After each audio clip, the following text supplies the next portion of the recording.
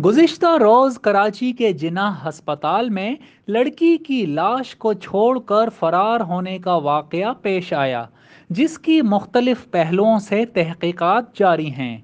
SSP south के मुताबिक लड़की को सुबह 7:30 बजे मुर्दा हालत में हस्पताल लाया गया। पुलिस का कहना है कि कार सवारों ने लड़की की इब्तदाई मालूमात फराहम की और चलते बने।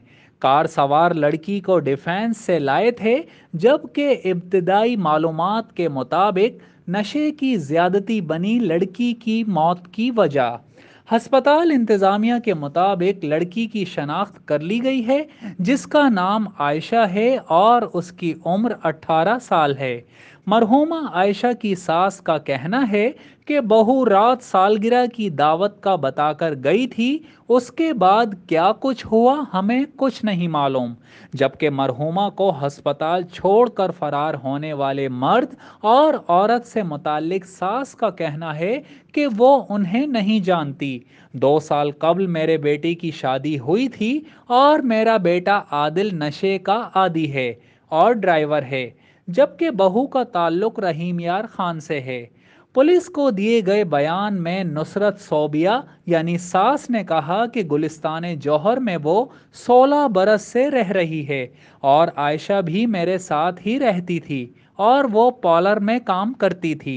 हमारा किसी से कोई झगड़ा या दुश्मनी भी नहीं है और हम किसी भी किस्म की कोई कानूनी कार्रवाई भी नहीं चाहते। दूसरी जानिब एसएसपी साउथ असद रजा का कहना है कि खातून के दिए गए बयान को पुलिस ने मुस्तरद कर दिया है। आयशा की मैयत सिर्फ और सिर्फ उसके वालिद को दी जाएगी। कोशिश है कि मरहूमा के वालिद की मुद्दत में मुकदमा दर्ज कर लिया जाए और अगर आयशा के वालिद ने मुकदमा दर्ज ना करवाया तो सरकारी मुद्दत में मुकदमा दर्ज किया जाएगा। जिस शख्स ने गाड़ी किराए पर ली, मुमकिना तौर पर वही शख्स लड़की की लाश हस्पताल छोड़कर गया। गुलिस्तान जौहर का रिहायशी जुम्मन लड़की को चंद माह से पार्टीज में भेजा करता था। पुलिस के मुताबिक जुम्मन की तलाश जारी है।